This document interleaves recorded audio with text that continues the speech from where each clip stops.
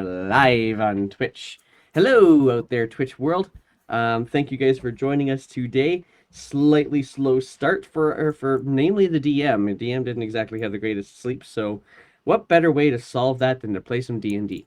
So here we are. Yeah. So where we're picking up, the group that you see in front of you or below me or whatever the case may be, these are what they call themselves the Red Brands. They call themselves, oh my gosh. They call themselves that because of the interaction they had many sessions ago that provided to them a magical brand of sorts that now Aravis wields, sometimes with impunity. Um, and But they have actually been traversing their way through the realm of Prismeer in the Feywild, hopefully figuring out a way to get home. Um, or so they think, at any rate. They ran into Aravis along the way, and so Aravis, who has been in the Feywild for longer than Aravis can perhaps remember, um, joined the party in hopes of trying to help them return home and maybe even find something for themselves at the same time. So they've gone through a few locations. They've met the first hag in Prismeer, in the original area that they entered, called Hither. They started a bullywug revolution, and they scared the hag off.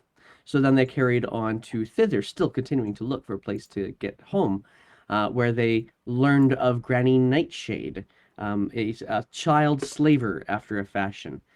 Tried to help somebody create or help somebody save the children and free them from the slavery that they existed in, and were successful, and they were also successful in burning down the hag's house.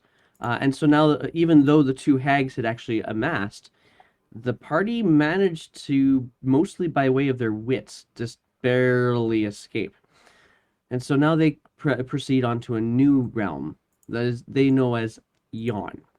Now, this particular realm is very dark and foreboding. It's all very mountainous, craggy, rocky plain. There is there seems to be some lightning rods of some sort atop some of the mountain peaks. They first ran into an elf and their dandelion companion, who also had a large, almost football-sized bee as their companion as well. And they seem to be fairly close to those two. They were introduced to some Korrids, where they learned that the Korrids were not in league. Pardon me.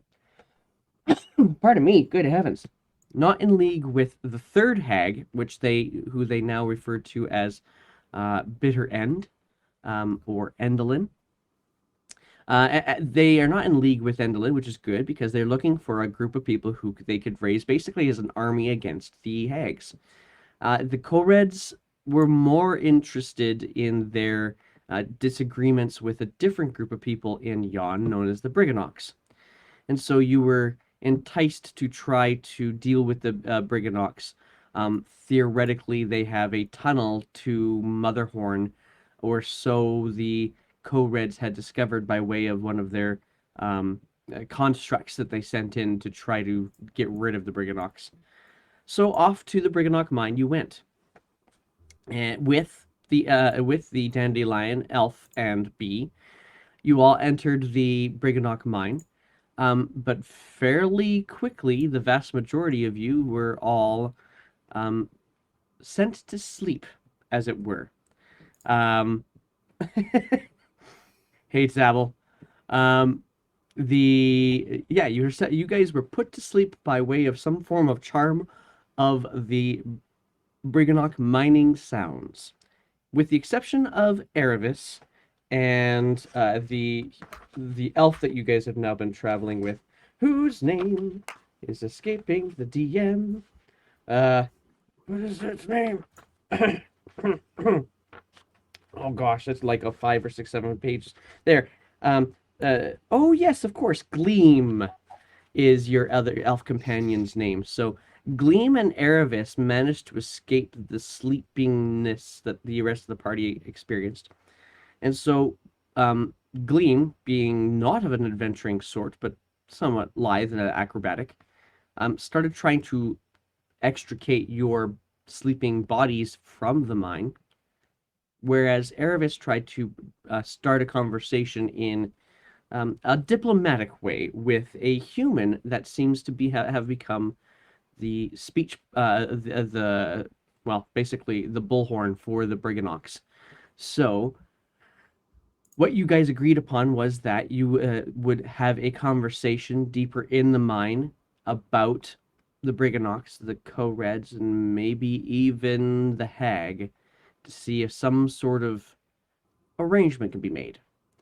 And that is where we pick up.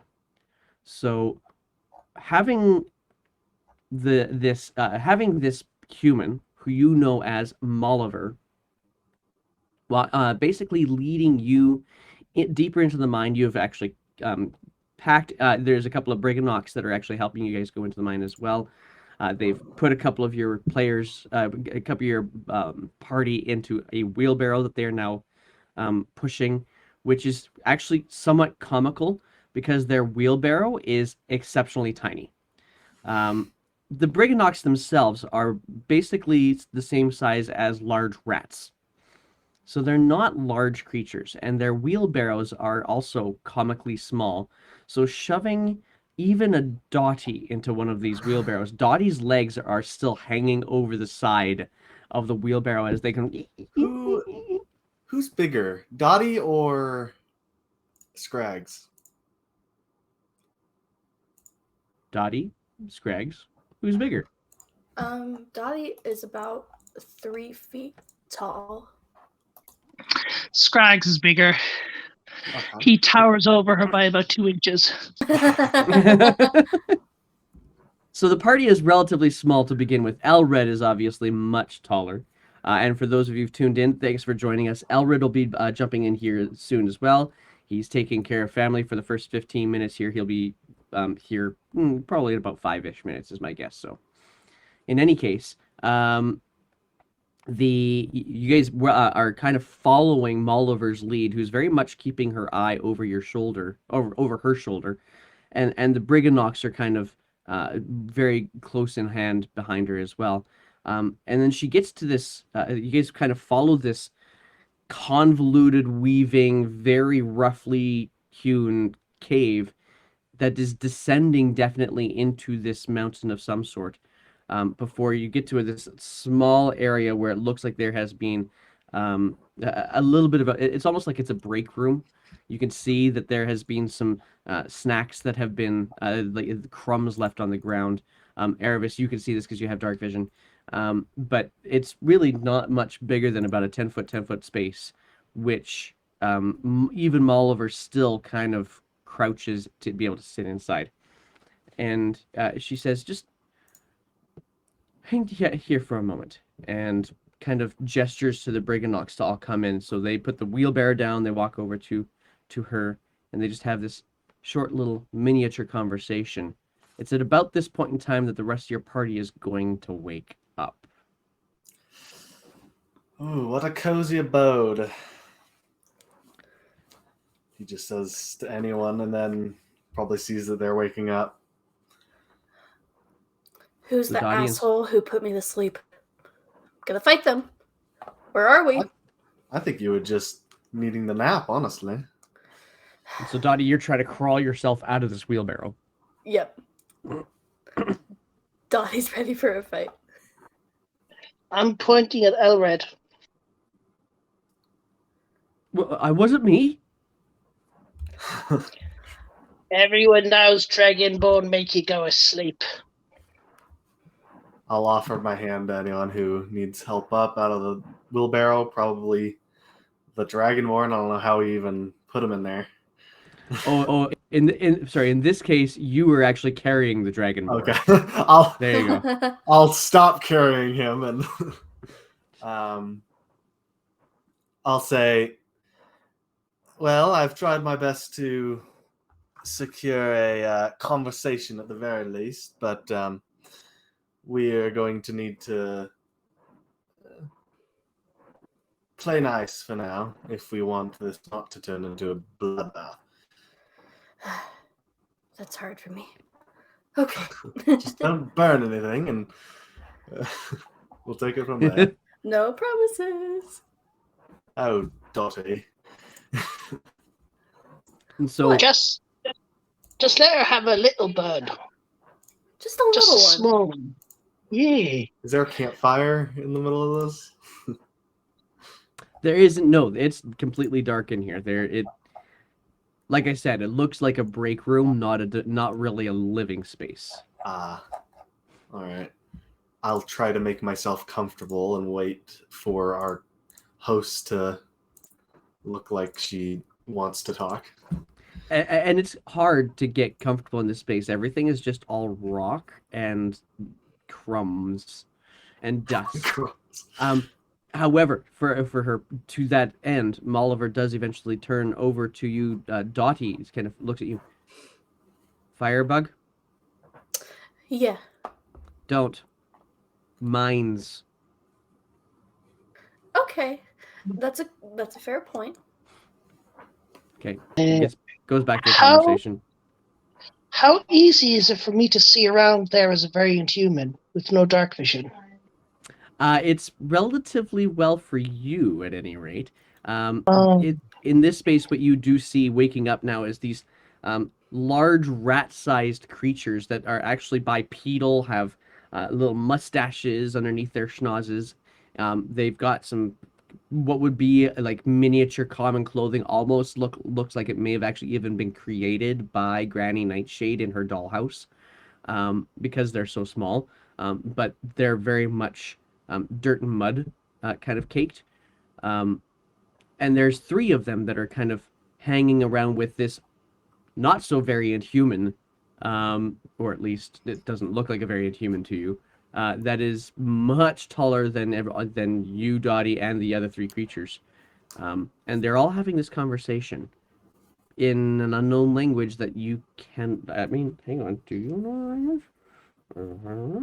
Language. I don't think you do know the... No, you don't know the language. Never mind. You don't know the language. So, eventually she... Is there anything you guys want to do? I guess, Scrags? I don't know if I wanted to. I was thinking about casting silence on them, but yeah, I'll leave it go. Let them talk. So they take a couple moments further then, escaping your momentary feeling of chaos, and eventually Molliver turns to each of you to face you guys. So you have spoken with the Corrids. Yes, we had a lovely chess match with them. We lost. Yeah. All right. Do you? How can we trust that you are not working for them? I would Just got say here? that putting us to sleep immediately upon entry and then questioning whether we are assisting your enemies is a little forward, but I would say we didn't immediately try and kill you, so that should put some points in our favor. And believe me, we could have. That would have been an interesting experiment for you, I'm sure. You wouldn't have lived through it. Well, we are. Although I do all have the to way back. admit, you seem the type to have seen a little bit. Perhaps not as much as I, but you've seen a little bit. Seen. I've been around a bit. Not quite so old, but I'm barely in my 120s. You're so old. That is just how elves work, my dear. They don't really seem to amass enough maturity to understand what's going about them until they reach 100, though. So Interesting. you let them have their age. They need it. Oh, please. We don't amass enough maturity for that until at least 150. I'm going to start calling you Grandpa Erebus. Oh, please, my grandfather was nearly 520. Still Oh, young. is he still conscious? Oh, yeah. My great grandfather was 750, and he was on his last legs. That sounds more accurate. You don't know each other well, do you? I know everything about them. Hmm. I'm like an open book. I will Roll. deception check. I want it. I want it.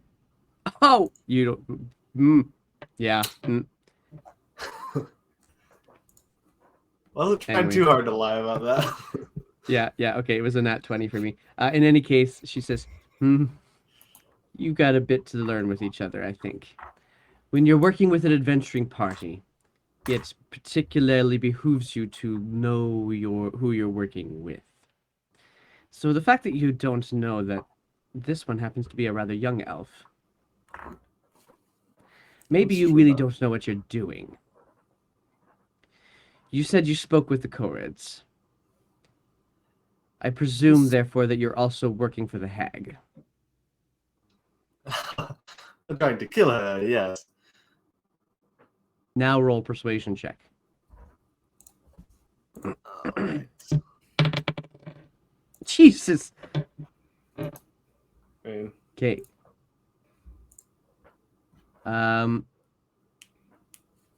Okay. She says, you went to the Corrids. The first ones we met, they said they'd help. They would. Why would they? They said they would help. Why? I think you don't know much about us either. We Oh, it's just not got you here. I don't know about. Well, that's very true. Why would they? Why would they help? They help her. Listen, I don't think anyone in any of the places we've been to truly enjoy the presence of the hags. They're just Well, we scared of certainly them. don't. Yes, That's we certainly interesting because they told us that you all work for the hag. That's the part that I question. Well, I don't, certainly. I'm simply here to ensure the Brigganock's safety. And to speak for them as they need it. The Brigganock, on the other hand, no, they definitely do not enjoy Bitterend's influence over them. See, they've kidnapped their oldest, who seems to be pressed into service for Bitterend. Ah, that is probably what they were referring to. I suppose from the outside it might look like we're supporting when we're really just trying to make sure that our leader doesn't die.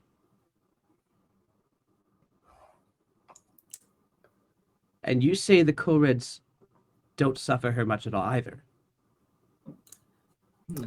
Not that we could tell, but the truth is a malleable thing. Isn't that the truth itself? Well, what we've understood is that the Corrids help her build her contraptions by way of providing their hair. Apparently their hair has some sort of magical properties. Well, we saw that much. But if they're not, and you seem to believe it anyway, that they're not working with Bitterend.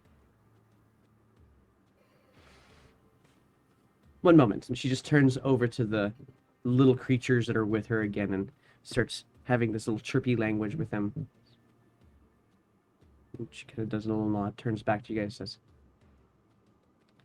perhaps it's appropriate that you meet that who's in charge for now. Obed might be the best person for you to talk to.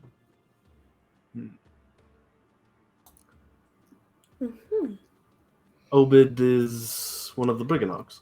The pardon me, the oldest that happens to remain in the mine. Gulbo is the one who's normally in charge, so Obed has had to take over since Gulbo was gone.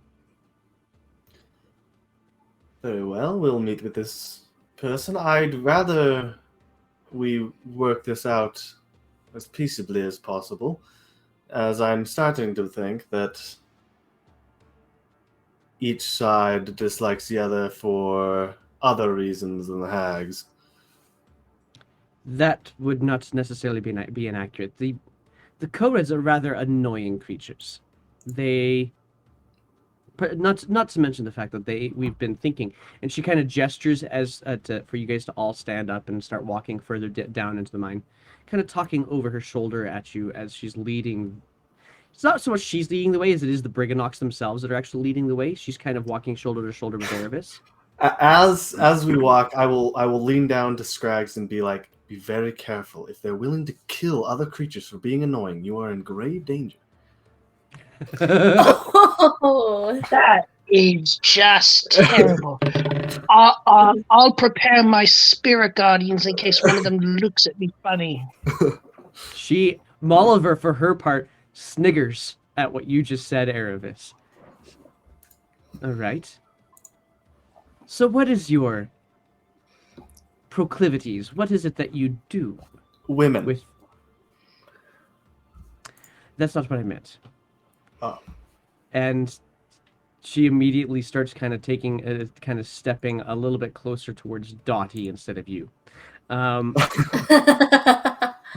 What I meant is, what I meant was, what type of abilities do you bring to challenging scenarios?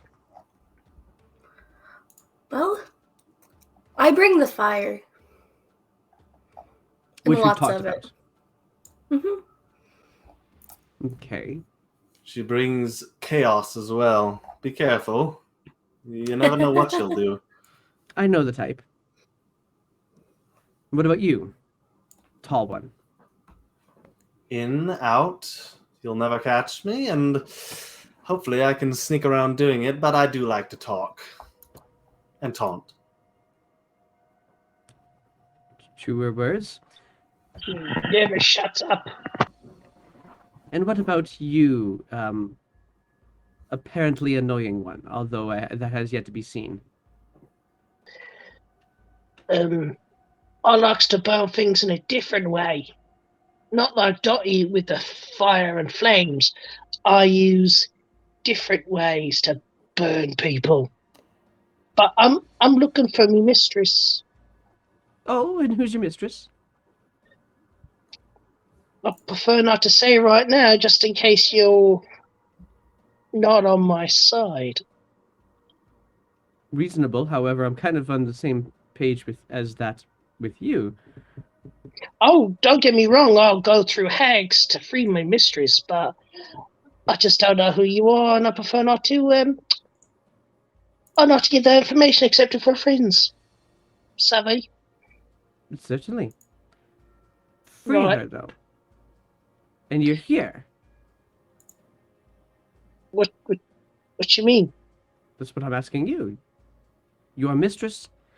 I suppose the question is your mistress the type that provides you with the abilities to do things? Or is your mistress really just somebody you like to bed? Me mistress gives me things. Often Okay. bad things. I was just trying to figure out if you were working for power or working for love. Both have value. Love? Mistress? Are you crazy? That's the worst thing you can do. Truly. Okay, I'll give you a hint. Hold this coin. And I'll give the coin. Oh! Right. Sabina! Of course. It's... I had a whole thing prepared and you just ruined it. Okay, fine. Yes. Bugger off. And I'll just walk away upset. You have to understand, my own party is currently with her. With who? Sibilna. Whoa! Really? Yes. They're at Sibilna's palace right now as we speak. Like the mistress, the real mistress, not some fake one. I don't. Perfect. You can take him along. I don't believe so. Shut up, you. The journey there is a bit more challenging currently, and I've committed myself to these oddly adorable creatures. When you look at them the first time, they don't appear to be quite so adorable. I will look at them again. Are they adorable? Have you met me, mistress? To Arifis's question, they walk. How can I best? They're like miniature Oompa Loompas with rat noses. So to that effect, perhaps some people could view them as adorable. But she turns to you, Scraggs, and she said, "What was your last question again?" Have you actually met me, mistress? No, I have not had the pleasure yet. I understand that she's the preferred one around here, though. Well, because meeting me, mistress, is very bad luck. How is it? And you don't want any bad luck anytime. Isn't that right, Erebus? Do you feel lucky? Dottie, do you feel lucky? I get lucky all the time. Moderate. Let's let the dice decide. I better put the dice up on the screen so people can see that. Right down the middle, actually. Not feeling lucky or unlucky. So she says to you, "Isn't it better to simply make one's own luck?" A good plan does that. Here we are at jolly old Rinwash Chasm. Best stay on the bridge. It's a bit of a drop. And as she says that, you guys are looking forward. You see that the cave now opens up widely to a gaping chasm. On the far side of this chasm, you can see this kind of like a grotto of stalactites and stalagmites. There is a truss bridge that is crossing this chasm, and it's not like a properly constructed, well-engineered truss bridge. It's this knot of wooden planks that produce intricate patterns through the struts and the beams. Beneath the bridge, though, darkness, dotted with tiny little glimmers of purple light.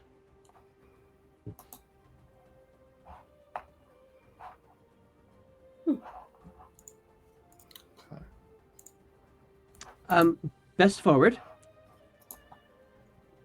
And she starts stepping out onto the bridge behind the Brigganox. Okay, I will follow. All right. Okay. Halfway, kind of moving across the bridge, looking about just to see if there's anything untoward here. It doesn't take long before, about nearing the halfway point, a couple of what you can only describe as heads on fire. 3 of them kind of move around from underneath the trusses and the knots of beams and planks to come out and float out in front of Molliver and the Brigganox. And she says, right. Hello, Way.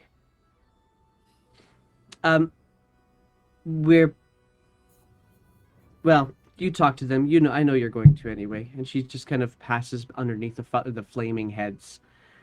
And you are left separated from Oliver and the Brigganox in the middle of this bridge, staring at 3 skulls that seem to be on fire. And a weird flame, too. A purple flame about them.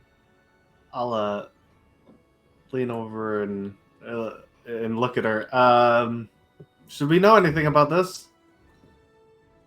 No. They're my test. And she just continues down the bridge.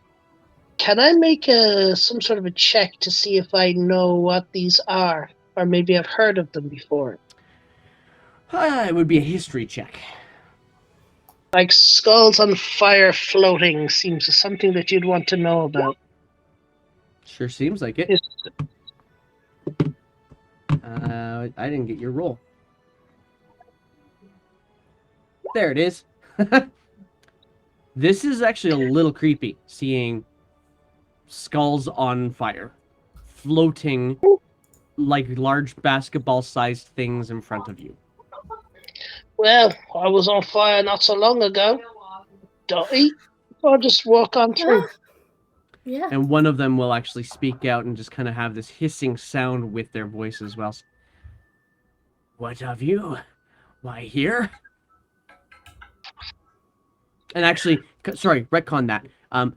They'll say that in Sylvan. So only those of you who know how to speak Sylvan will actually understand. For the rest of you guys, it's just this kind of speaking. I will respond back Okay. and say, we're here to negotiate peace terms between these two hideous little monsters. Roll persuasion check.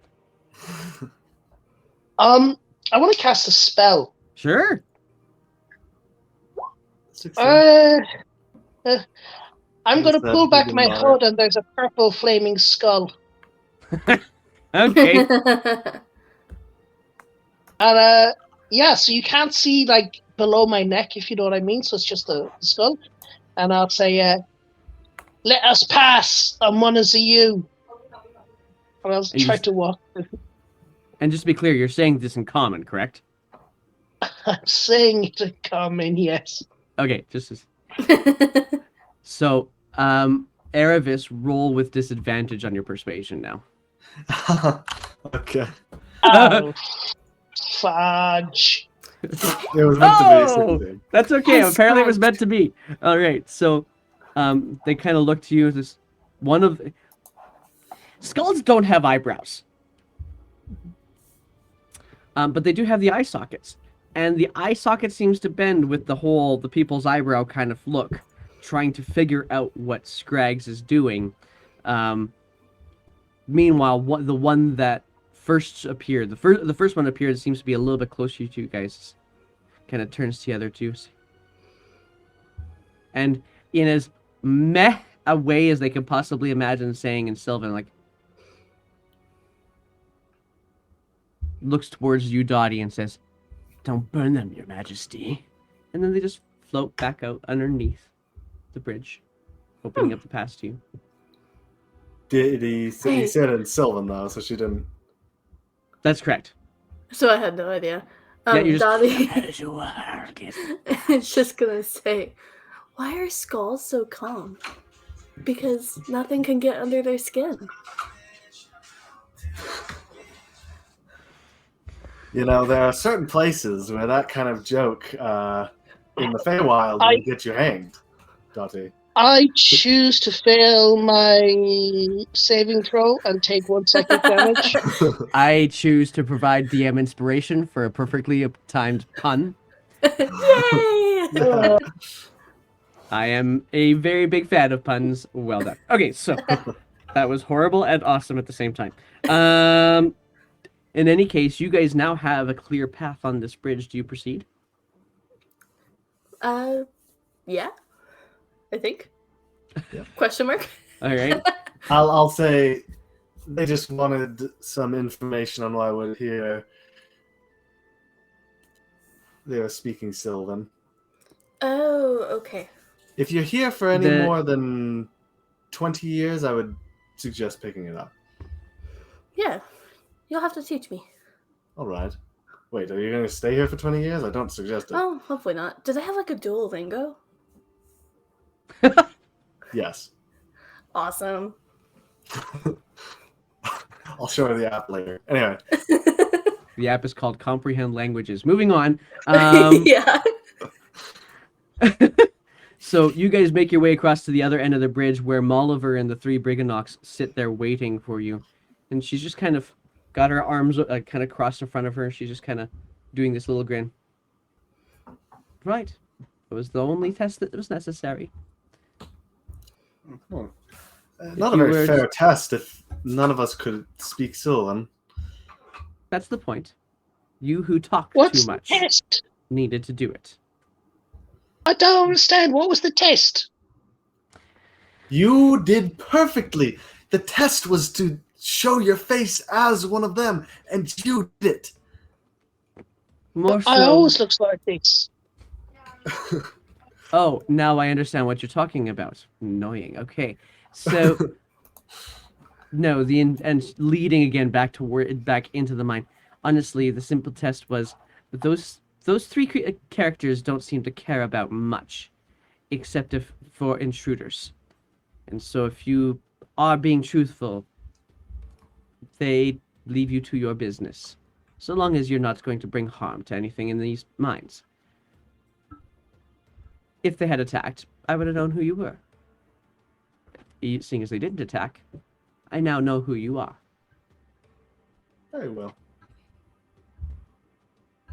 And so you guys carry on for probably about another half hour through these convoluted mines. There's some offshoots to your left and right, and actually you find a couple of them that look like smaller tunnels that seem to kind of climb back up into the mountain through the roof from time to time. But she leads you fairly confidently through this subterranean maze. And actually, for interest's sake, I'm going to get those. Is there any among you who happen to have proficiency with survival? Yes. No. Okay, with your proficiency with survival, then Erevis, I'm going to get you to roll it for me. Huh. Nice. Okay. Although it is a convoluted maze, you're starting to kind of get the hang of how the Briggannocks basically choose to do their patterns. And there is actually a pattern to the corners that Molliver is actually taking you through. It's always 2 left and then 1 right. 2 left and then 1 right. 2 left and then 1 right. Every single time there is an intersection, you go left, then the next one you go left, then the next one you go right. And that is how you find yourself descending into this mountain. And we are descending.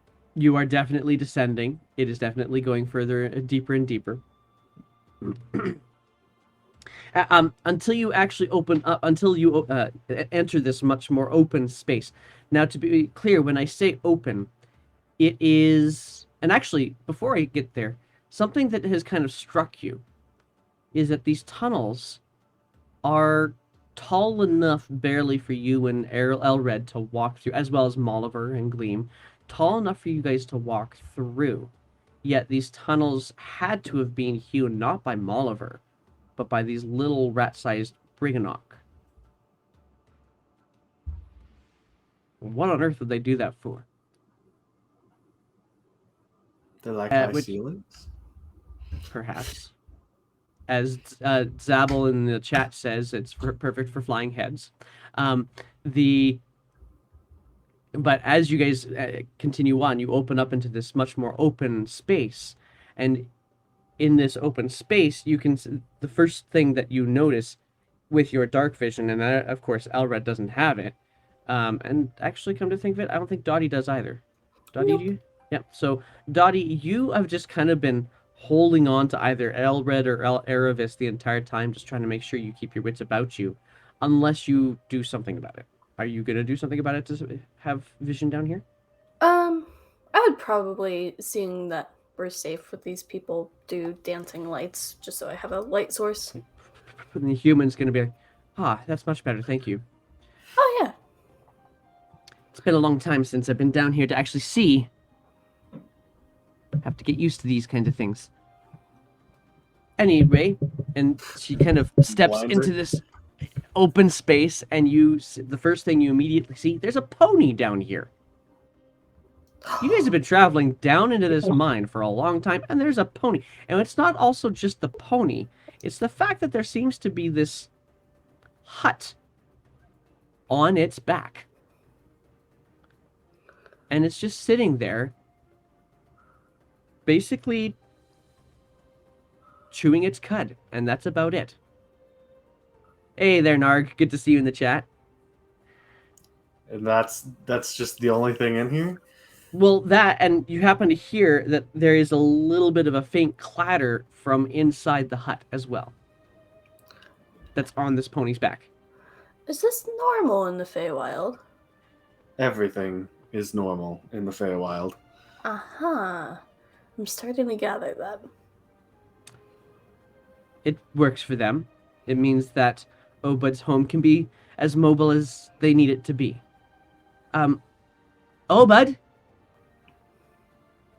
And out come a little bit more of a clamor on the inside, and suddenly you see emerging from the front door on the back of this pony is a Brigganock.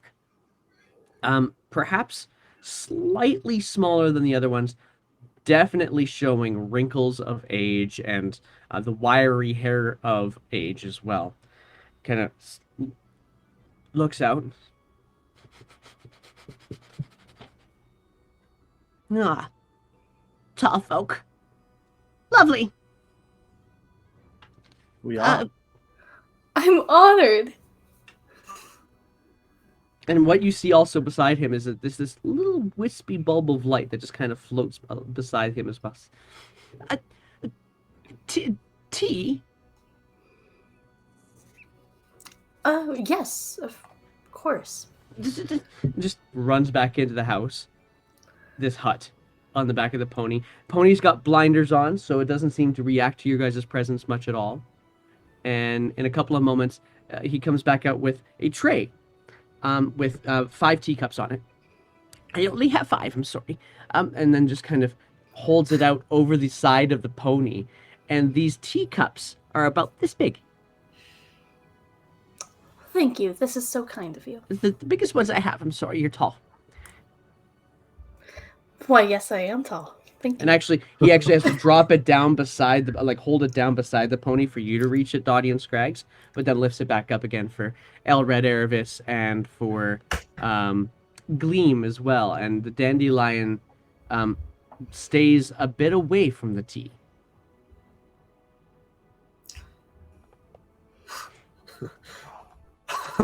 Yeah, I can imagine why.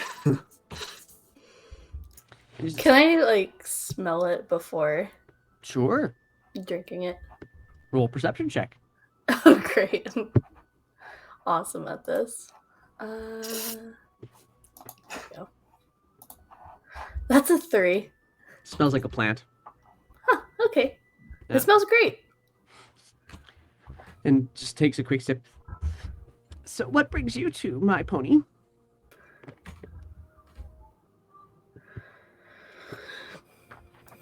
Well, it's kind of a long story. You have tea now. Tea is good for long stories. Very Right. well. He looks as he's already finished his. I'll put it back. We've been traveling around, attempting to both survive and thwart and hopefully defeat this coven of hags that have been both harrying us and putting a damper on all the places we've been to recently. Yes, you must be speaking of Better End. Better. Bitter. Sorry. I believe that our first encounter, second actually, encounter in this particular place, Yawn, I believe we're at, Hmm? was with your enemies, neighbors, the I don't remember the call. Coreds. Correds. Yes. Shout out to you, And- Dak, in the chat. Nice. Mhm. These people were hardly fans of you as well. However, we want to get the truth of it from both ends.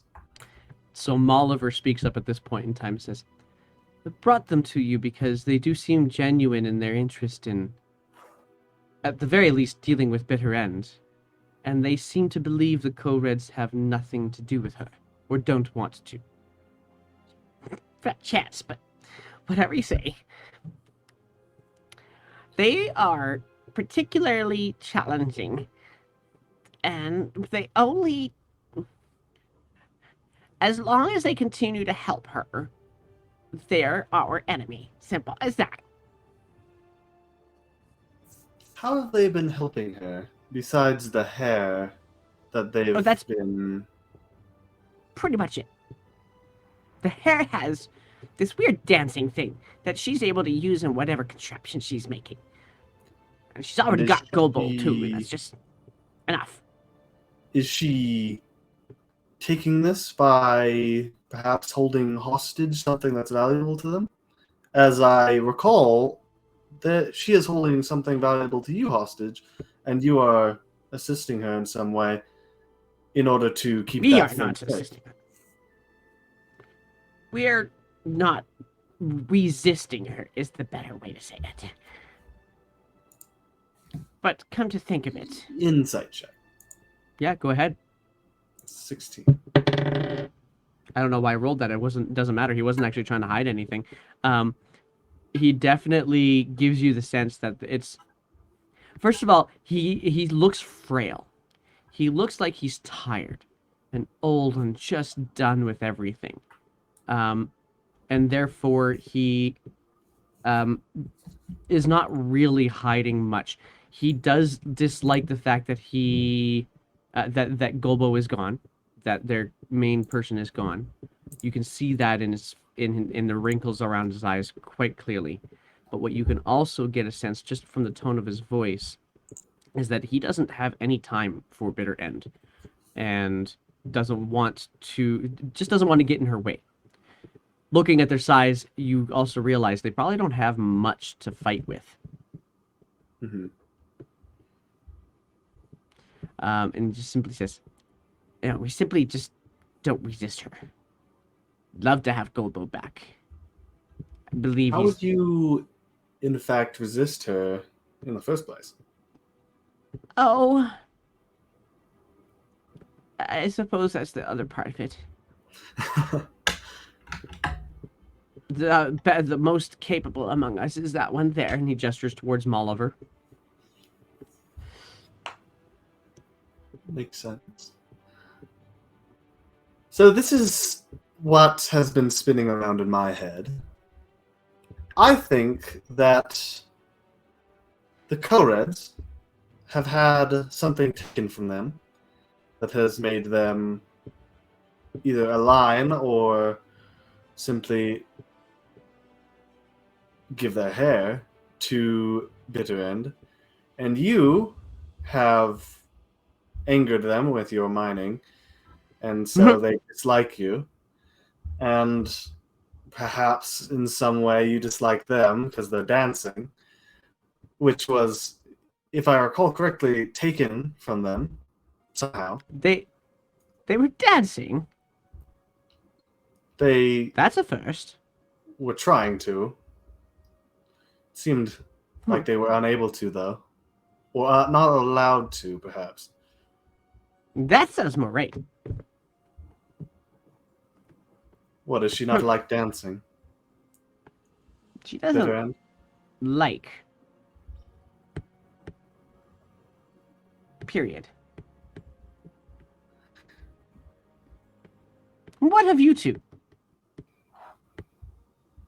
He kind of gestures towards you, Dottie and Scrags. What have you... Actually, he's going to say, what have you five? Is this one your spokesperson? Apparently. Well, Erebus understands the Feywild the best out of us. 5? How is there 5? Just... Molliver is count ours. Dottie, Scrags, the Lizard Man, the Elf, and the Flower. Nice to meet you, Dottie, Scrags, the Lizard Man, the Elf, and the Elf immediately says, Gleam. Oh, Gleam. I don't know why that's important. And just kisses her hand. Ah, yes. Perhaps not the best time. She's looking for someone that perhaps is being kept. Where again? In Oh. Finland or somewhere else? In the Witchlight Carnival. Oh, yes. It's. I want to go home. I want to Okay. find my sister. That's all. That is all. And how are you going to do that? Like, you guys are talking about helping us be nice. But that doesn't sound like going to any carnival. What we're trying to do is figure out exactly whose fault it is that you two have animosity towards each other, and hopefully get you to set aside your differences and deal with the actual problem in this place, which I think we can all agree is that hag. Oh. Oliver, that's not what I expected. Oh. And how? How? How? Well, that's the question. We don't know much about Bitter End or its location, its fortifications, the people we need to go and talk to, the forces that we could possibly get here. We know, however, that you are from around here, and you would likely have some information on that. Well, if that, I mean, if you're seeking a way in, that is something we can do. But I suppose I would ask what you're hoping for, from us. No, sorry, rephrase. Just you want access, because you can do that through the tunnels. Information as well. What do you think, Dottie? Do you like these creatures? We did promise to stop their mining activities, at least around where the co-reds are. You mustn't know. I think There's a lot of things. all of this has been just a giant misunderstanding with the core reds, so I don't think we should have any intention of stopping what they're doing here, because I don't think they're doing anything wrong. Do you think you could convince them to leave us alone? We don't want to bother them, especially if they're actually... You know what? That.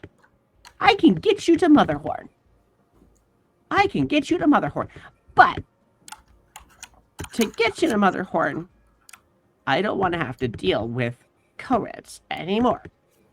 And so if you really think that they're not actually trying to work for Bitter End, that they're kind of been forced into it like Golbo has, then you can make a peace happen.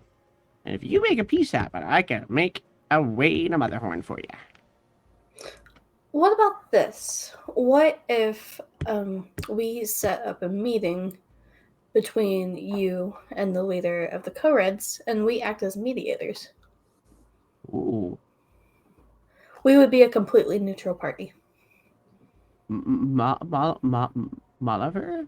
She says, it does sound reasonable, but does also sound dangerous. I would be there too. She would be there, and she obviously has an inclination towards you. That, in fact, gives you an advantage in that kind of conversation. Well, I don't really know you, so I don't know if that's an advantage enough, but... There you go. We'll... roll persuasion check, Dottie. Okay. With advantage, because you had Erevis helping you out all the way through here. Awesome.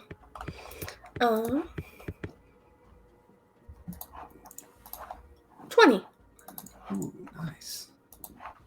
All right, with a 20. Nicely done. You're actually better at persuasion than me. You should be the spokesperson. Looks to you and says, you are an odd lot. Nothing like the kinds of people you've described to me, Moliver.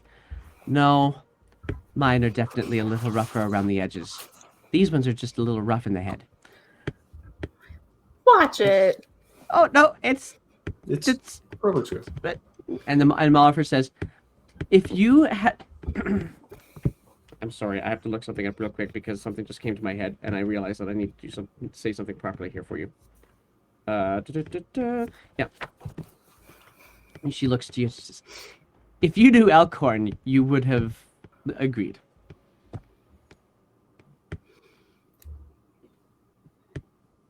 Does Now, this you name ring guys- a bell? It does ring a bell. Elkhorn was the name of the dwarf you guys saved in Granny Nightshade's house. He was in that trapdoor cellar in the kitchen. Oh. I will. Ah, yes, him.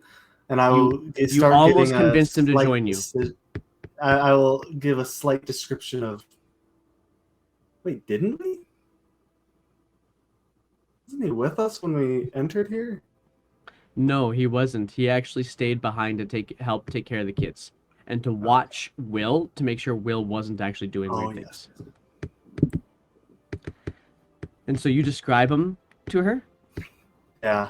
I'll start like reminiscing like we're good old friends. I'm sorry. What met color him? eyes? Oh, the color of his eyes are so. Yes, the color of shit. I understand. You've met him. We have. How did you get to Sibylla's palace then? Why are you here? Fire, actually.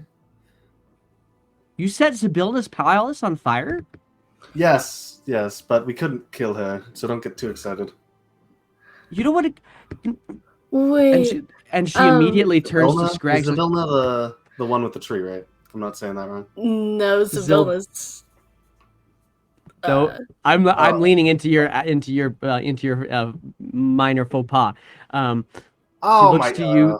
She looks to you, Scraggs. She says, with names. "I thought you were looking for your mistress, not setting her house ablaze." Oh, this is a misunderstanding. He means the hag and thither. Thither. That's what I meant. Sibylla's not the hag and thither. Sibylla's not really. Well, maybe Sibylla is a hag. I don't know. No, we were dealing with Granny Nightshade. She's got powers. Sibylla's I've never no met hag. her. He was not with Zavilna.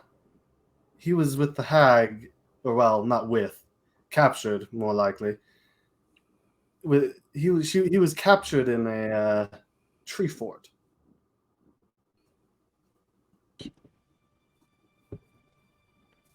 And you could just see that her mind is just kind of reeling.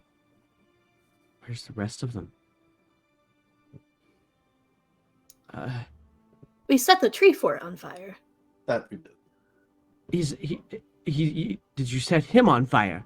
No, he got out with us. He's looking over a Where bunch is of he then? kids in thither. Really?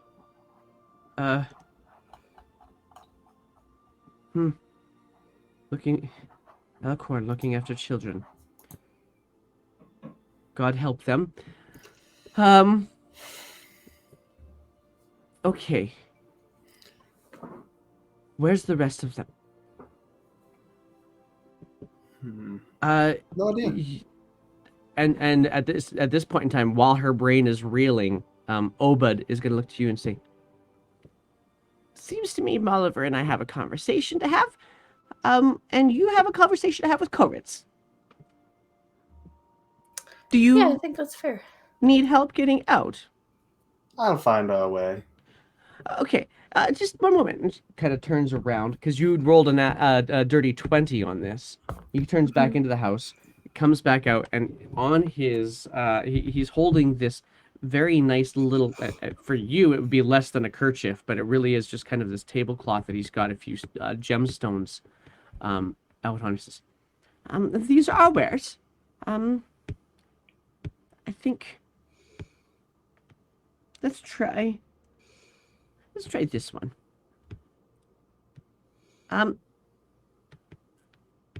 Offer them this as a way of saying, and don't actually give it to them right away.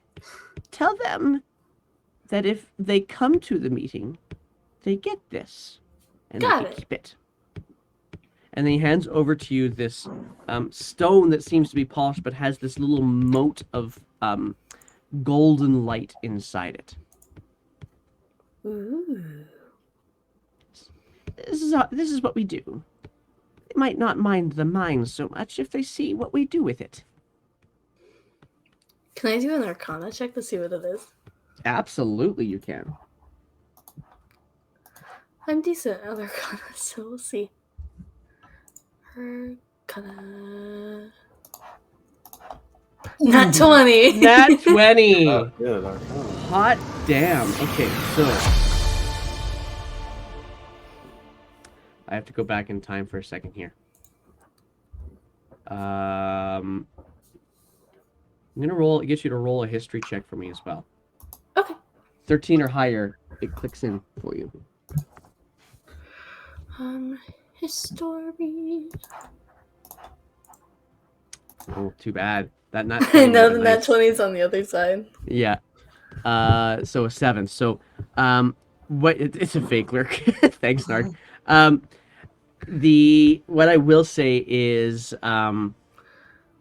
you definitely get the sense that there is something divine. Sorry, rephrase. Not divine. So, something very much of the clairvoyant or divination type of feel to this mote, like it's a memory or something like that. Mm-hmm. It doesn't quite connect exactly how that is the case, but there's definitely something magical about this gem. That stone I got from the lady clerk. I'm so bad with names. Give me a when and where. The right before we entered the caves, or we went to go to the caves. Right. The little hairy creatures that we're going to talk to. Right, the Koreds. Koreds. Little lady Kored gave us a rock she crushed. What does that look like again? Oh, that's right. I have to go read that to tell you. Please just bear with me. Okay, so that was... Right, okay, so... the one that you got crushed and that she basically compressed into a gem, it's not smoothed out like... I don't know how better to describe the smoothed out gems that you oftentimes find at tourist locations. That's kind of a little bit more about what this Brigganock is offering to you. The rock that you got from the Koreds was very much more condensed, roughly hewn. It's not even hewn. It's just very much a rough shaped rock, but it has got this deep navy color to it with a cloud star-like shape inside it, and you identified it as a star sapphire, and the Kored told you that it would provide you a little bit of luck when you need it. Okay. Oh yeah.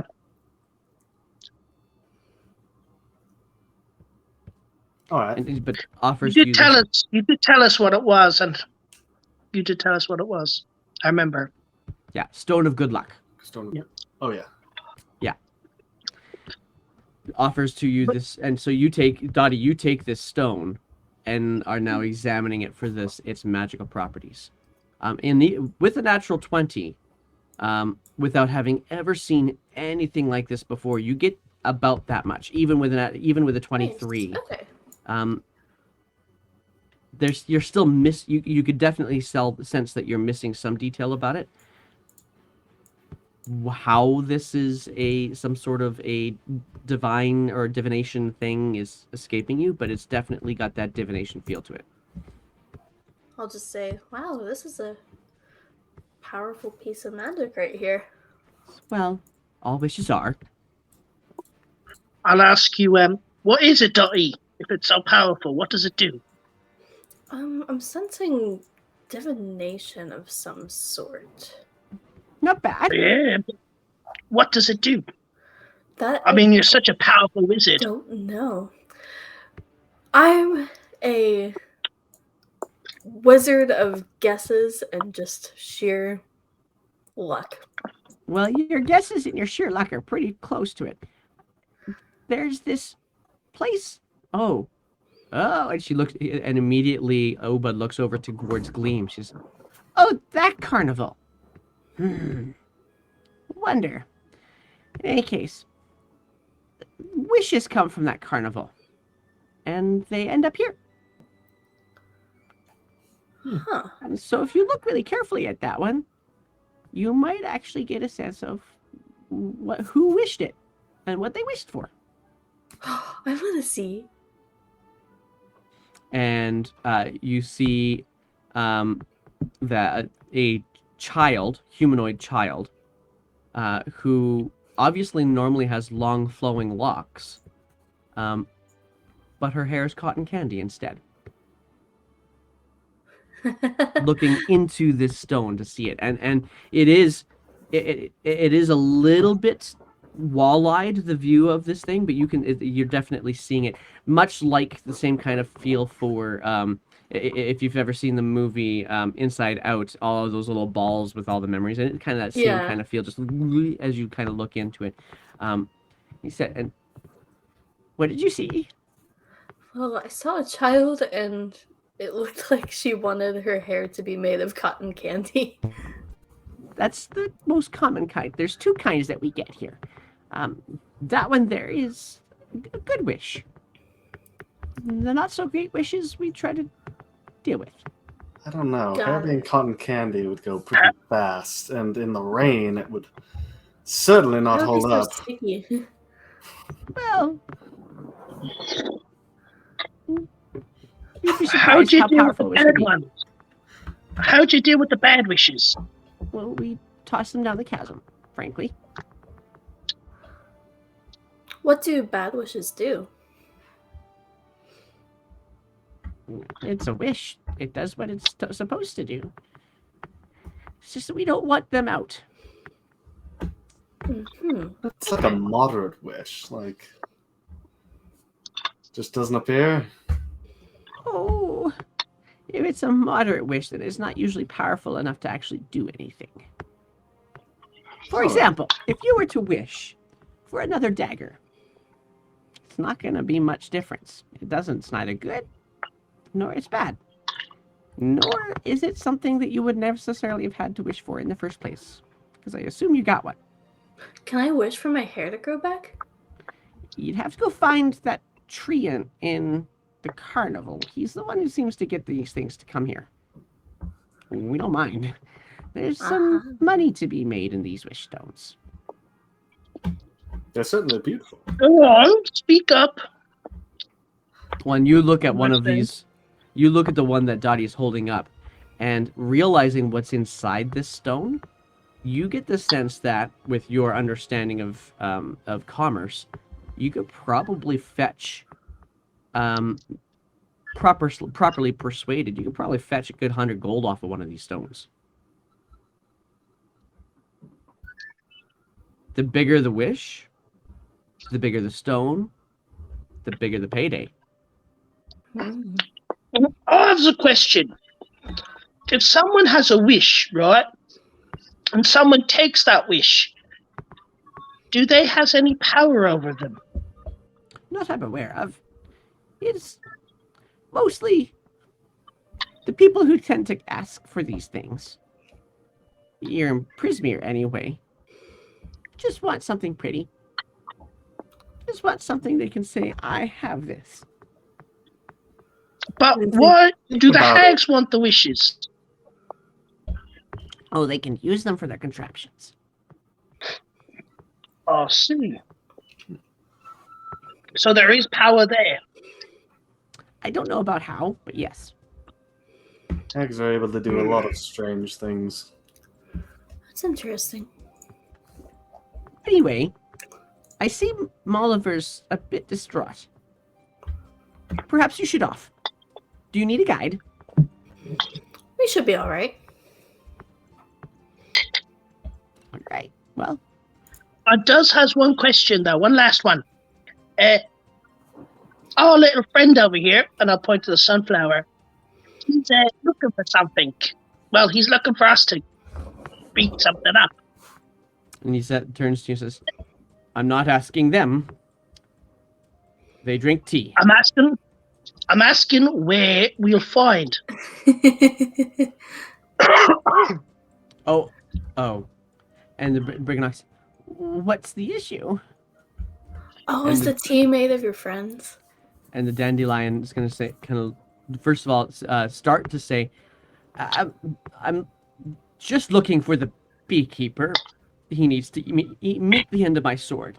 And then looks over to you, Dottie, and just like, oh, so that's cannibalism to you. That's so messed up. I mean, I'm sorry, and I'll give him like a little pat on the head. I mean, if it's made out of specifically dandelions, but if it's like made out of like a different plant, it could be like the same as me eating a cow. Yeah. and immediately, this is when Obud is actually looking towards the dandelion, towards my names. Amador looks over towards Amador and says, I apologize. I don't even know what this is, honestly. If this is part of you, I'm really sorry. That's not what I'm supposed to do as a host. Here, what would you prefer? And Amador says, you don't happen to... We're going to leave anyway, right? Right? We're going to leave now? We're going to go... We're going to find that beekeeper. Then when the next time we come, perhaps some honey water? Paulinella wouldn't mind some either. And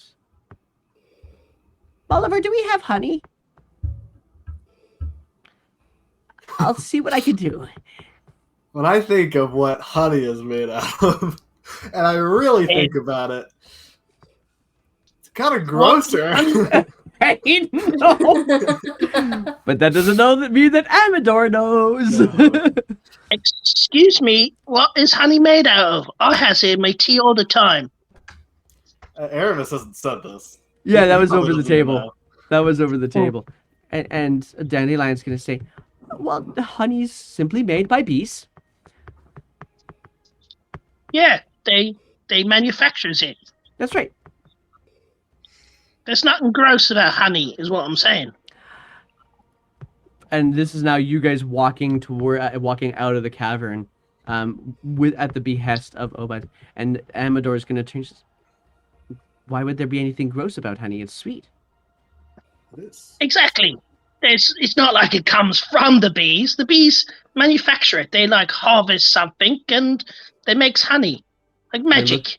Amador kind of looks and gestures towards Paulinella, the floating, large football-sized bumblebee sitting on his shoulders. That's about right? Zzz. Everyone knows bees are magic casters. They're like level 7 wizards or something. Is honey ever used in any spells? I wonder. Yes, it's- I think it is, actually. Roll for me, please, Aravis, a survival and intelligence or a wisdom thing? I'm trying to remember. Survival? Because if it Survival is isn't- wisdom. Survival. Okay, I'm going to change it today. So, for those of you who've not seen this kind of thing happen, sometimes you're trying to use some of your understanding of a skill, but it's not the way you're applying it is not based off of what you're used to. See, you've tried to memorize your way back out, Aravis, and because you've been able to do so, you now need to recall it from your memory. So this is going to be a survival check, intelligence based. So Alright, what so that minus means... 1 from whatever I roll, alright? Okay, so this is, well, it's your proficiency as well, because you're proficient with it. So it'll be your intelligence, which is a +1, and then your 9. +3, so it's a +4 to whatever you roll. Yeah, And like I said, minus okay. 1. from Oh, I this. see.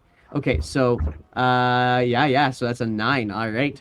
So, You guys carry on through these caverns, and keeping track for the first little bit, it seems like it's okay, and then partway through you realize, oh shit, we're still going down. We're not going back up.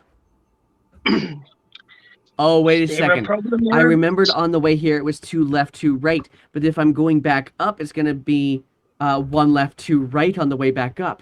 Ah, I did that wrong. And so you have to walk them all the way back. You do eventually get them back towards the bridge, across the bridge and back out of the mine, but it takes a bit of a journey.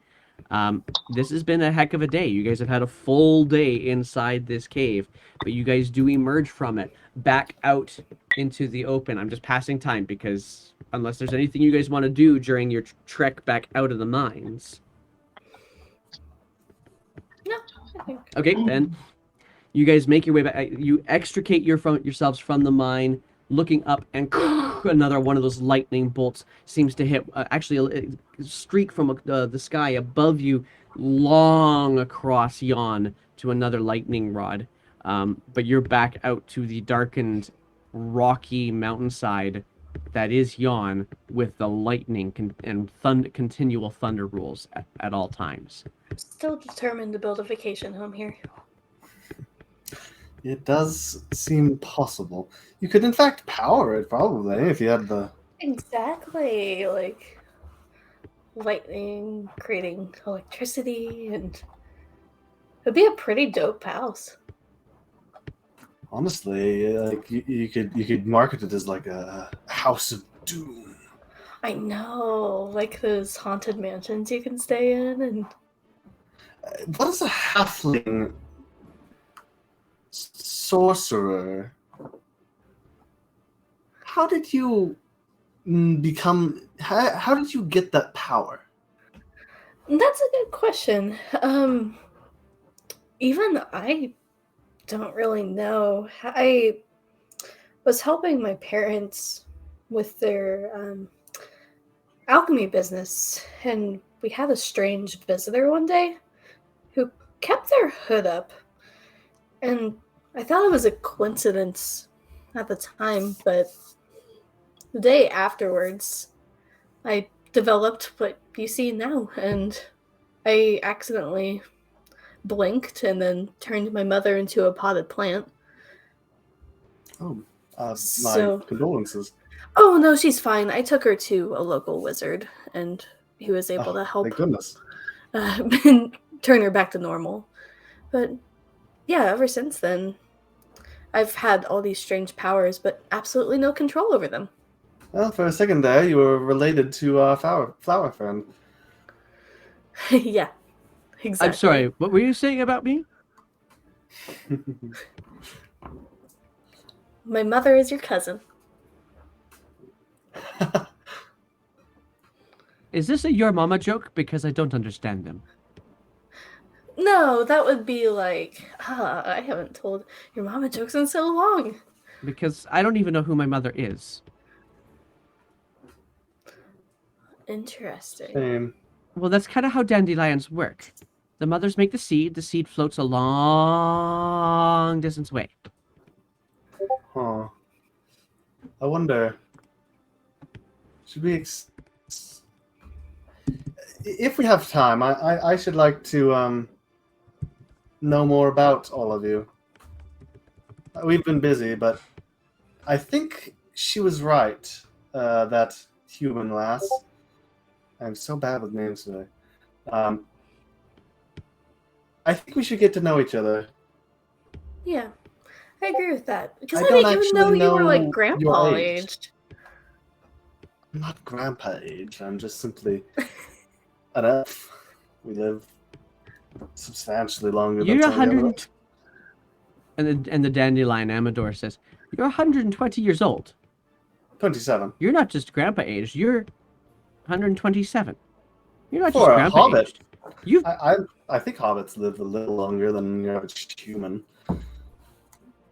I don't know what a hobbit is, but I Oh, know sorry. that a I dandelion would have to be forgot. fertilizer 4 times over before they get to 127.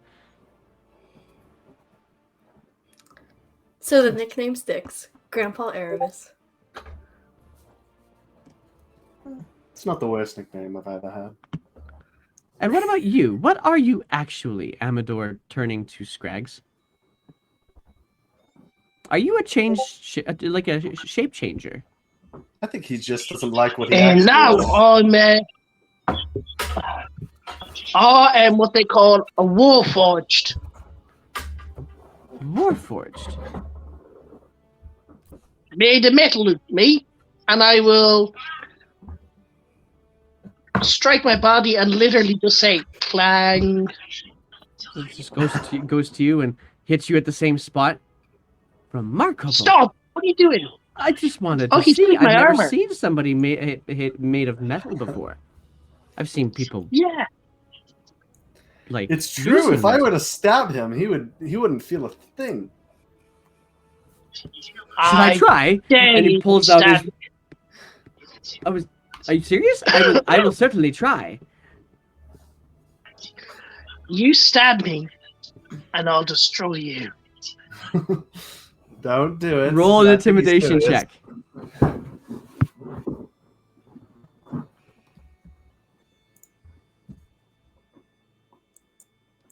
Okay, one sec.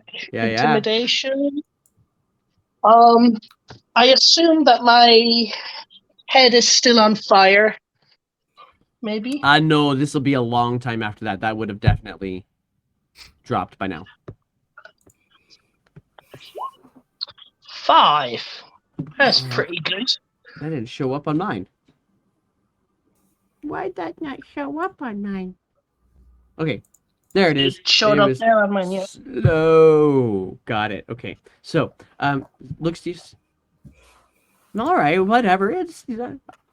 He doesn't look intimidated by you. Just like, fine. You know, you could have just said no, thank you. That would have been just fine by me. Right upon that. Nonetheless, I am going to touch his sword, his rapier, okay. and I'll cast light on it. Ooh. Can all metal people do this? That's right. And he's We now call it a lightner saber. and he's now waving it around, and because of the speed at which he moves, he's actually pretty quick with this blade. But because of the speed at which it moves, it basically looks, especially with the lightning flashing over his head, like you guys are walking outside and enjoying yourselves your own little mini rave. Is that from the Nice. play Star Wars? I love that play. It's so good. And Gleam said, "Not if it's one of the ones that was at Bitter End's theater. That would not be a good one." She has a theater? Shoot, did they do the prequels? Oh yes.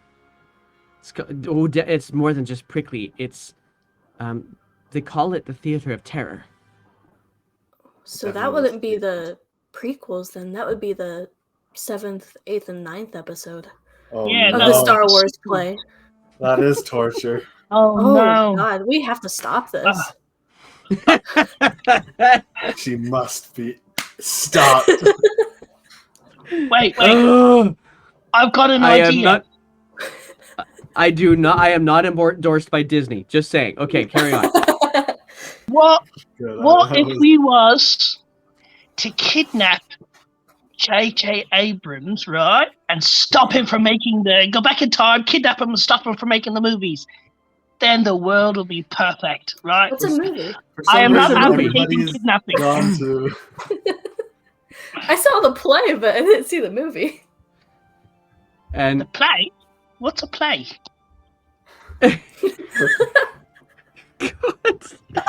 Brag's suddenly a 21st century person.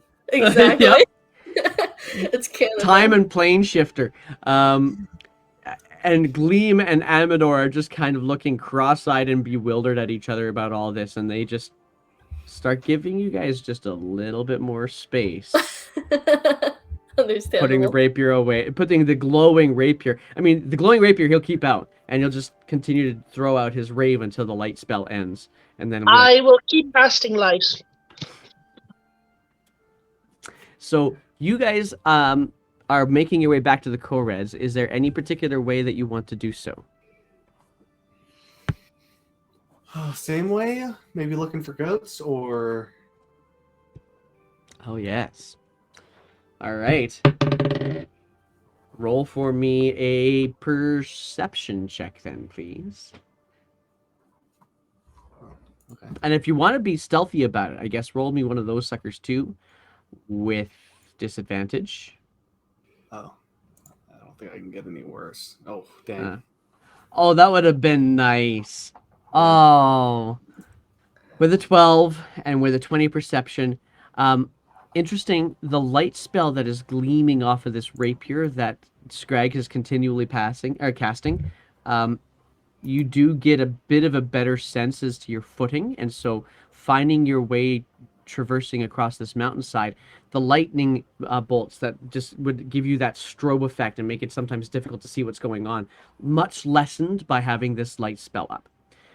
That being said, you don't see any goats, you don't see any other creatures coming nearby for that matter, and you know where to look now to Erebus, and they're not there.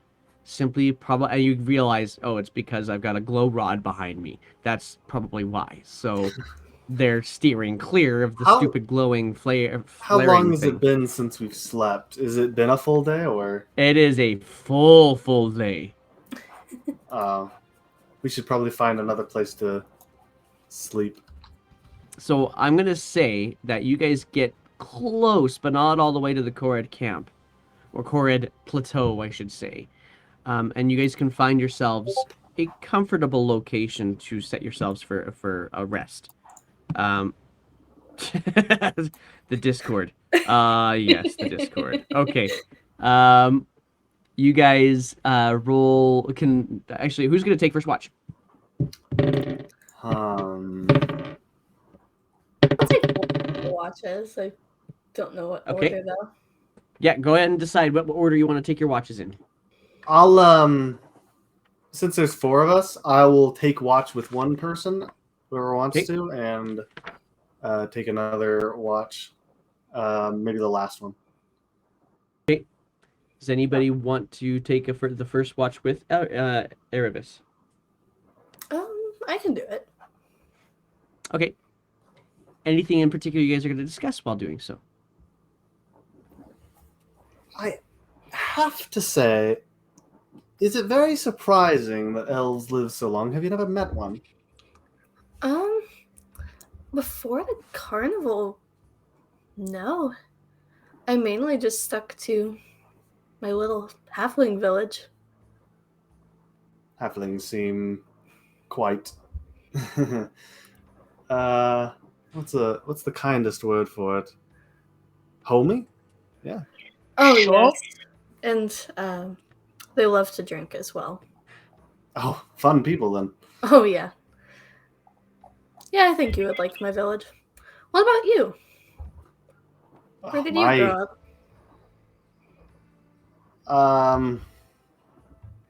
Just off of an elven city, though I grew up kind of here.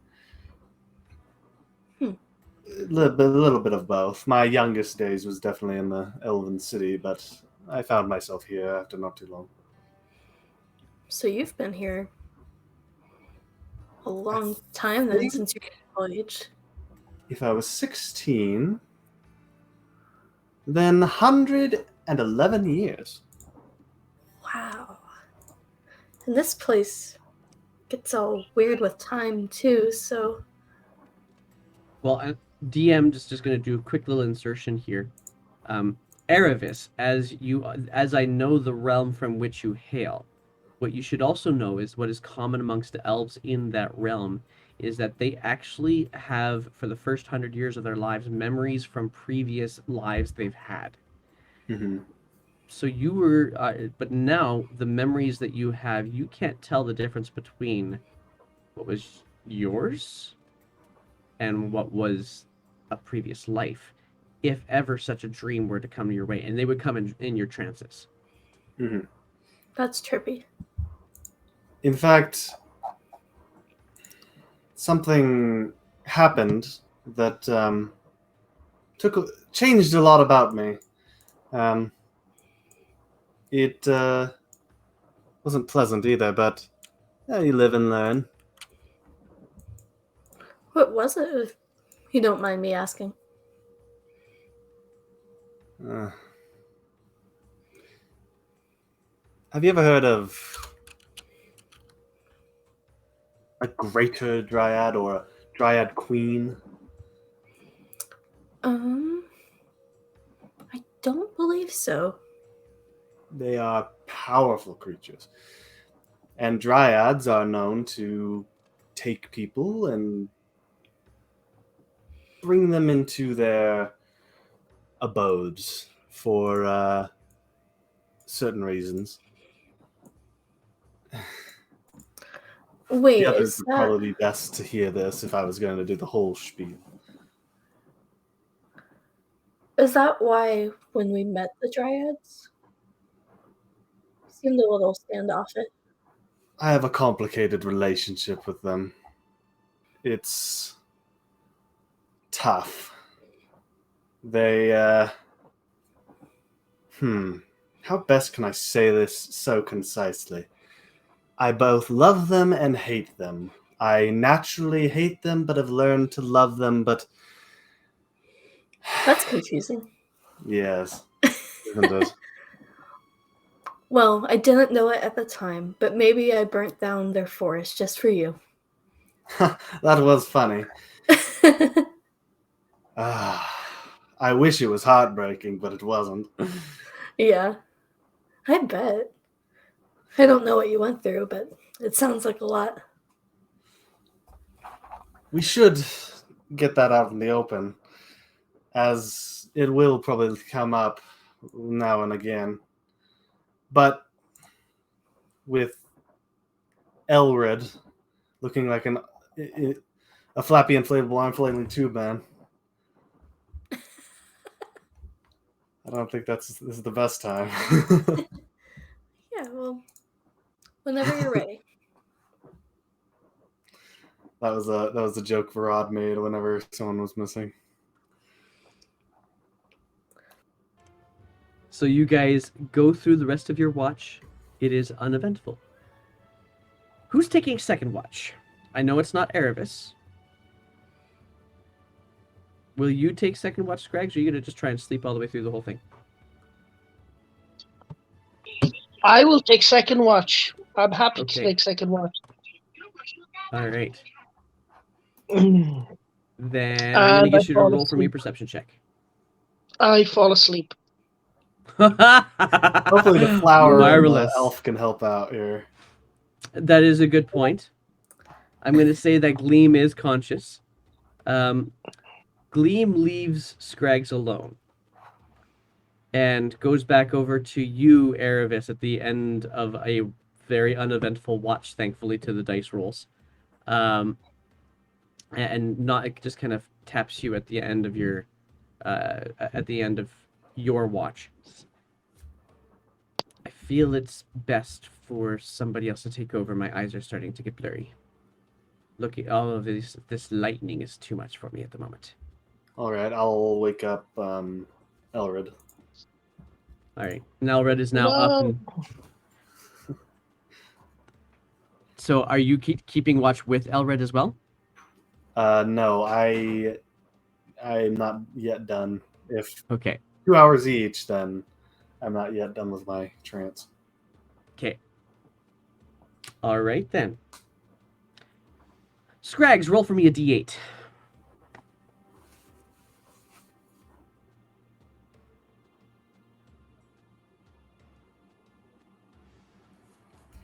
We got to get that natural 20 that nobody could use off the screen. So roll me a d8. Yeah.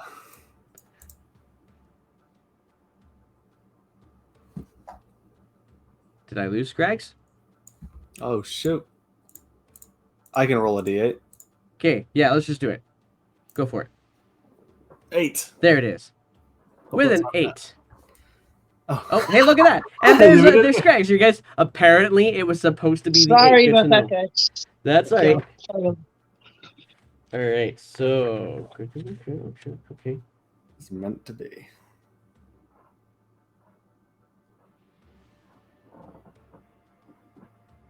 Oh.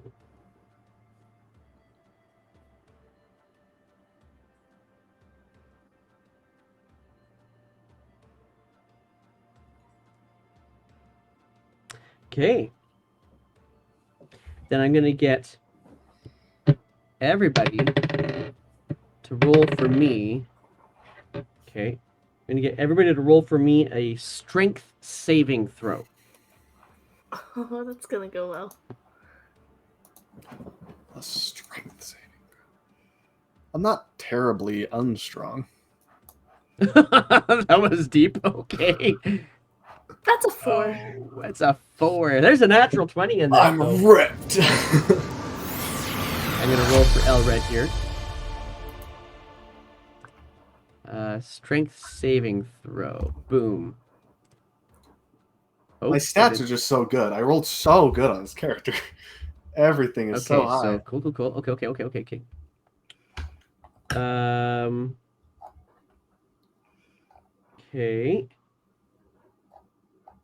All right. Oh, I gotta. Oh, why not? That didn't happen. All right then. Okay. Hang on. I'm gonna get all my rolls done so that I can discuss this. Okay. Cool. And Dottie, roll for me a d8. Okay. 2. Oh my god. Did I die? Oh my gosh. Okay, this is what the book told me. So this is what the dice said. This is what's gonna happen. All right. So, Oh no! What? oh my gosh. 3 black dragons just. Where do I want you to? Okay, so. All right. Yeah, sure. That's what I flipped the page to. That'll work. Okay, so, Oh no!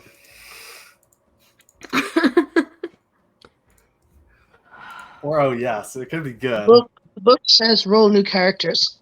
inside your heads, whilst in trance or sleep. Oh, okay. Actually, I need to see one other thing. This Did I is kill them? terrifying. Is this killing them? This is big. This is nasty. Okay. Okay. We are level Okay, cool. 5. Guys. All right. Yes, you Level are 5. at level 5. You're gonna be fine. So, inside your sleep, you suddenly hear the screaming voice of Elred. Wake up! And as you guys all immediately lurch to your wakefulness, around you is this swirling swirling storm, cloud, rain. It's wet. It's got debris in it. As you are swept up into what can only be best described as a tornado, and all of your belongings. Thankfully, you guys were all smart enough to keep them all with you, except for Dottie. You did not hold on to your pack properly enough, and it's torn away from your hands as you guys are all whipped up into this large tornado. And as you guys immediately brought up, a couple of you smack into other debris and even mountainsides and take a little bit of damage. But what's more challenging for you is as you continue to go through this tornado, it lifts you fully up and off of the mountainside, up and up and up, out of the darkened skyscape, out into light, as it is actually daytime while you were sleeping. And you are now hovering over what can only be best described as fog and cloud cover. And eventually you feel the tornado start to kind of peter out. And as it's petering out, you are starting to drop. You come back down through the clouds. You're not dropping at at full speed, because there is still some power behind this tornado.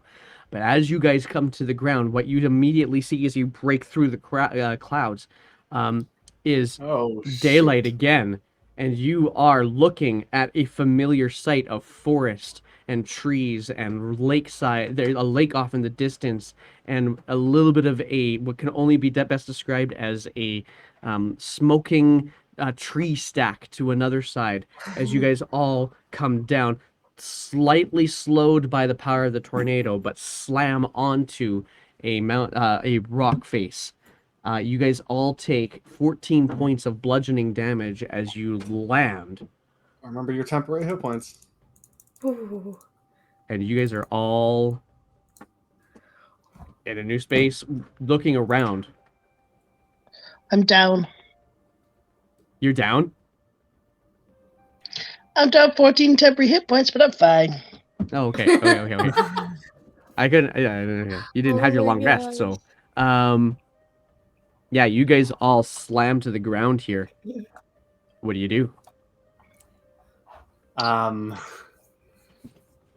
I don't know how, but I'm going to blame Elred.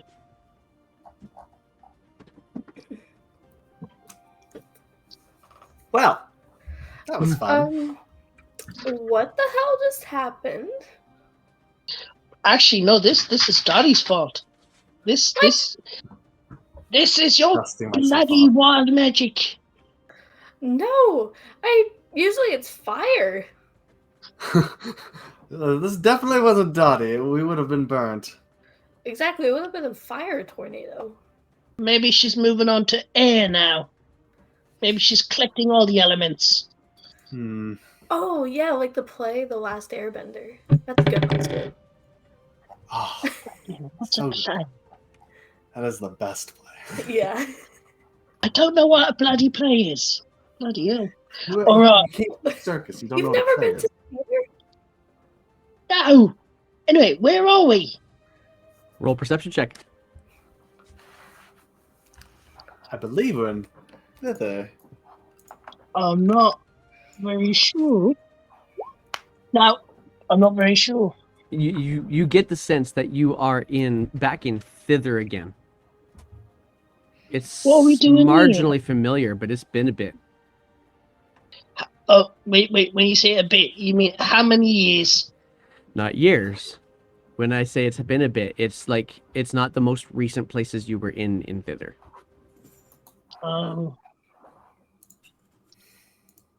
Shenanigans?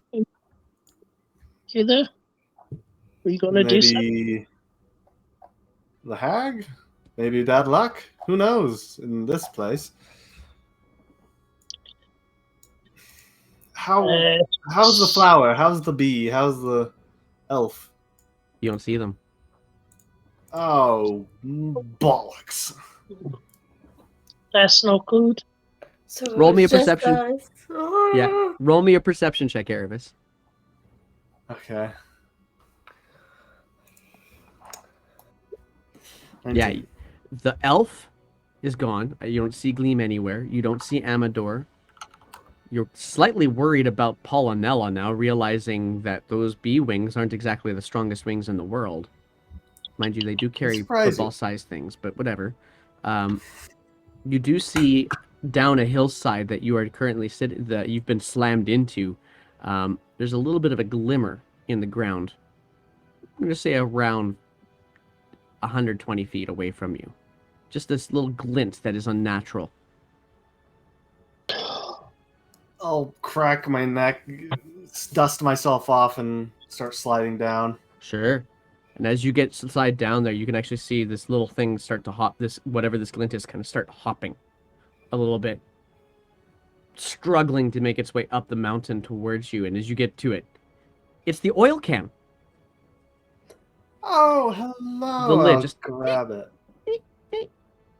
Okay. Is it Oh, I damaged? forgot about that thing. Is it Hi, damaged? Squirt. That's all you can get out of him at this point. You can't talk. Not enough oil. Does he look dented? No. Yeah. Definitely looks worse for it. Like there's in the hinges, there's chunks of grass. Something definitely smacked up into it. The side is dented a little bit. I don't think he would like water, but maybe we can get some sword sharpening oil and oil him up. I'll start picking out some grass and then hand it back to Scraggs. You okay, little buddy? Or we get you some oil. We'll find some of those bollywog things and we get you fixed up, mate. You'll be fine. Dottie, you go to check for your pack, and you do find it nearby, but it is opened, and everything has been strewn out of it. Okay. Scrags is going to crane to see what Daddy keeps in her pack. Roll me an investigation check. Oh, yeah. Dottie doesn't Yup. know what she keeps in her pack. What is it? Does she have any... Oh, natural 20. Nice. So most of what you see strewn out about the mountainside, you kind of pointed out, and a lot of it you don't care about because you have it already. It's like rope and maybe an extra change of clothes, perhaps. There is one thing that captures your attention. There's a wooden eye that you managed to find with a natural 20 sitting on the mountainside that you recall having found back at Bavlorna Blightstraw's shack. And so you are able to recover said wooden eye if you wish. I will recover the eye. Are you returning it to Dottie? I want to look at it a little bit first. My precious. I will use a spell slot and cast Detect Magic. Is Okay. it magical? It is not magical. I am going to pop it in my mouth and start swirling it around to clean it off nice and clean, and then I'll hand it back to Dottie. Not Alright. washing it or cleaning it off. So I'll just into my claw, and then I'll hand it back. You are able to There you recover go, all of Dottie. your things from your bag with Scrag's help. Awesome. Well, thank you, Scrags. That was very nice of you. It's fine. I did I get to see any of her personal things, like maybe her diary? Would you have any such things, Dottie? I just went off your sheet, so... Dottie's not the type of person who would write, like, in a journal because she's a pretty open book anyway. So... She doesn't have any poetry, maybe about Elred or Erebus, no? No copy She would of the probably Oh, have, how like, I left a it hidden to you. flask of booze, though. Ooh, Stealing that. Don't we all? So you're taking that, Scrags? I'm stealing the booze, yeah. All right. I'm going to say without any hassle, you're able to do so. Actually, you know what? We better do this properly. Perception check, Dottie. Sleight of hand check, Scrags. And Erevis, with your 19. Not 20. Oh my god. There it is. A Erevis, halfling only cares when booze is involved. while you are looking around, you do happen to notice up the mountainside, now that you come down to where you found Squirt, there is, around the mountainside, you can actually see something that's a lot more familiar. It looks like a cave entrance. And that cave entrance seems familiar. You were there before when you first arrived. There was some creature in there that was weaving things. Well, we just knocked really loud, so we might as well go say hi. All right. Yeah. As for Dottie and Scrags, you find the flask ? Yeah, it would just be a flask of whiskey, Okay. probably. You find the flask and quickly looking towards Dottie, just like maybe just trying to sneak it in. Dottie, you notice not what, but that Scrags put something into their cloak. What did you take? I think. Give it back. I'm trying to get in touch with my feminine side.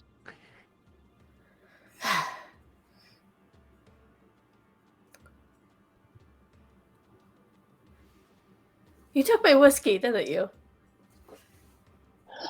I would never I steal would've something. Yes, I did. With you. After fireballing me twice, I deserve a nip. Give me a nip. of whiskey. Oh, she fireballs you a few times and you take her fireball. That's hardly fair. That's amazing. But Dottie just says It's exactly the type of thing "Fine, Dottie would drink. one nip. DM inspiration. One nip. More fingers and more fingers. It's how I keep the edge off, though. Right. I'll take the smallest fraction over a nip, just so that I took it. Okay, you started to sound a little bit like water like you were underwater there for a second, Scrags. Hello, can you There. hear me? Better, Yes. There we go. I'll take the smallest minuscule amount over a nip, just so that I can say that I took over a nip to myself. Roll for me the hell kind of skill is this? This is a general wisdom roll, I guess, then.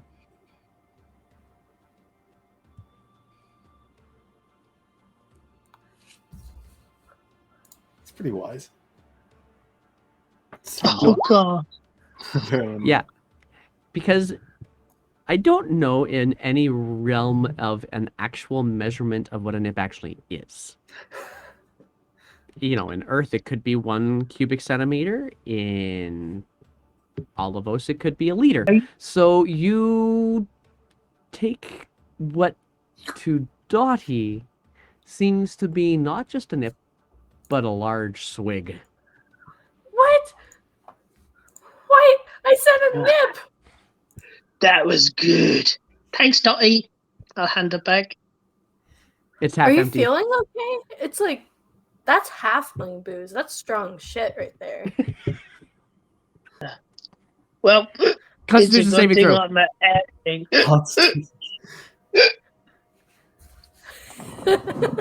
Constitution saving throw. Go for it. Oh.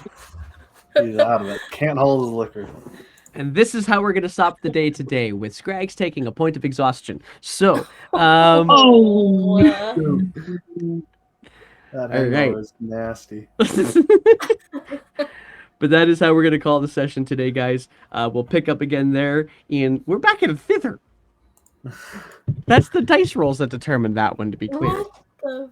The only thing it let me choose is where in thither, so that's where I chose. But that's you guys are back in thither. Congratulations. Wow. So, with that, thank you guys again for joining. We'll be back again next week. Actually, we got a couple of things that I'm going to do some quick announcements on. First one being the Thursday morning, we're starting up a new random adventure. Looks to me like I've got 2 out of as many as 5. We can have as many as 5 people get involved in it, but we got 2 spots already claimed for it. Wait. Say that again? Oh, and there. When is this? This is on Thursday morning. We run random adventures. And so it's a 2-hour thing for as a minimum of 3 sessions and probably no more than 6. What we do is we roll a dice to determine which resource we're going to use. It could be Journeys from the Radiant Citadel, could be Key, could be Yonic Portal, could be an Adventures League module like it was last time. And so we roll the dice to decide which book we're using, basically. Then we roll a dice to decide which adventure we're doing from within said book. Then we roll the dice to create our characters. Everything is dice decided. Okay. It is full bore chaos. Even the half orc that Abby played last time, her character's name was decided by way of dice rolls. Her character's name, her half orc, was named Kitty, and the dice decided that. So it was perfect. But Okay, it is that sounds wild fun. and if you wanted Is to it the take a same third time spot, as this? it is the exact same time as this. And it's I only a could short do thing, so it won't be a long commitment, but that's kind of nice sometimes too, right? So Yeah. Are you I on can in? make that. Yeah, sure. All right. I would just say Is it this week or next It week? is. We're starting up we're doing session 0 in 2 days. Okay. I would just say be careful if you roll a Drake Warden, because your dragon will destroy you. It Yeah. is kind of true. Yeah. Yeah, definitely true. So I'll put you on as somebody who's in there, and if there's anybody in the chat who wants to jump in, Dak's in it as well right now, and we have a new person to the guild that's jumping in this session as well. But if there's more people in the chat who want to get involved in that, jump into the Discord, find the random adventures thing in the roll initiative channel, and away you go. You don't have to have any long-term commitment to it, which is kind of nice. I do say let's put some video and voice on so that we can share our craziness on Twitch. And that's pretty much it. So that's Thursday morning. We'll do that session 0. Then on Friday morning, we carry on with the Olivos campaign, where they are currently dealing with Grung. And then, of course, we get back to it again next week after that. So we also have, of course, Verod's campaign that is set in Zelda. It's a Pathfinder game. I think do you guys run tomorrow? I think you so. guys, I think you guys run tomorrow. Yeah. So watch for that on the channel as well. But yeah, that's kind of our time frames for for now. Yep. So We had to skip a week, so it's all weird for me. oh well, and sometimes that happens. I mean, life happens, right? So there we go. Scrags is exhausted. Y'all are in thither, and we're about to raid Winter's Tales, which is I believe she's from Australia, and she does some world building. So that's who we're gonna go and take ourselves to. So the raid, I'm just starting up the raid now, and because I've got weird things happening with my Twitch, it takes a while for it to click in. But guys, thank you guys very much for joining us, and we will see you all perhaps on Thursday, actually. Yep. Bye. Awesome. Thank you guys.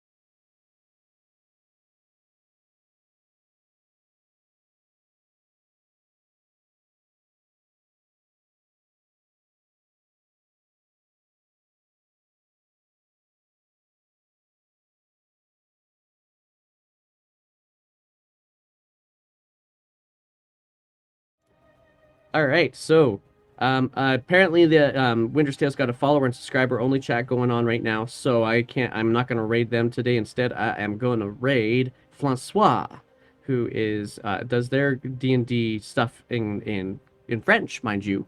But I feel but they've been very good to our channel as well. So away we go. We are raiding Francois.